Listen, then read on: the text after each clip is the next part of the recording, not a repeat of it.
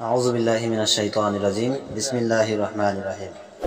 হযরত আব্দুল্লাহ ইবনে মাসউদ রাদিয়াল্লাহু তাআলা আনহু হতে বর্ণিত, তিনি বলেন, আমি এক ব্যক্তিকে একটি আয়াত পড়তে শুনলাম, অথচ আমি আল্লাহ রাসূল সাল্লাল্লাহু আলাইহি সাল্লামকে আয়াতটি অনুরূপে পড়তে শুনেছি। আমি তার হাত ধরে তাকে আল্লাহ রাসূল সাল্লাল্লাহু আলাইহি সাল্লামের কাছে নিয়ে এলাম। তিনি বলেন, তোমরা উভয়েই ঠিক পড়েছ। শুবা রহমতুল্লাহ আলাইহি বলেন, আমার মনে হয় তিনি বলেছিলেন, তোমরা বাদানুবাদ করো না, কেননা তোমাদের পূর্ববর্তী লোকেরা বাদানুবাদ করে ধ্বংস হয়েছে। হাদিসটি বুখারী শরীফের 2410 নম্বর হাদিস, সহিহ বুখারী শরীফ।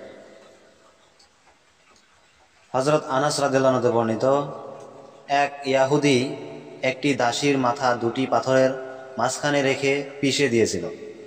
তাকে জিজ্ঞেস করা হলো, কে তোমাকে এরূপ করেছে? অমুক ব্যক্তি অমুক ব্যক্তি। অমুক ব্যক্তি অমুক ব্যক্তি। যখন জনৈক ইয়াহুদির নাম বলা হলো, তখন সে দাসী মাথার দ্বারা হ্যাঁ সূচক ইশারা করল। ইয়াহুদিকে ধরে আনা হলো। সে অপরাধ স্বীকার করলে নবী সাল্লাল্লাহু আলাইহি সাল্লাম তার সম্পর্কে নির্দেশ দিলেন। তখন তার মাথা দুটি পাথরের মাঝখানে রেখে পিষে দেওয়া হলো। হাদিসটি বুখারী শরীফের সহিহ বুখারী শরীফের 2413 নম্বর হাদিস। হযরত আবু সাঈদ খুদরী রাদিয়াল্লাহু তাআলা আনহু হতে বর্ণিত, তিনি বলেন, একবার রাসূলুল্লাহ সাল্লাল্লাহু আলাইহি ওয়াসাল্লাম উপবিষ্ট ছিলেন। এমন সময় এক ইয়াহুদি এসে বলল, হে আবুল কাসিম, আপনার এক সাহাবী আমার মুখে আঘাত করেছে। তিনি জিজ্ঞেস করলেন, কে? সে বলল, একজন আনসারী।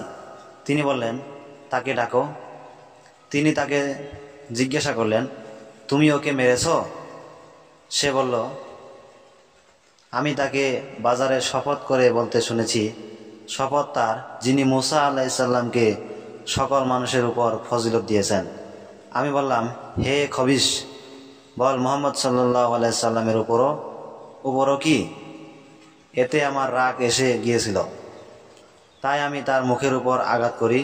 নবী সাল্লাল্লাহু আলাইহি সাল্লাম বললেন, তোমরা নবীদের একজনকে অপরজনের উপর ফজিলত দিও না, কারণ কিয়ামতের দিন সকল মানুষ বেহুশ হয়ে পড়বে, তারপর জমিন ফাটবে এবং যারাই উঠবে আমি হব তাদের মধ্যে প্রথম।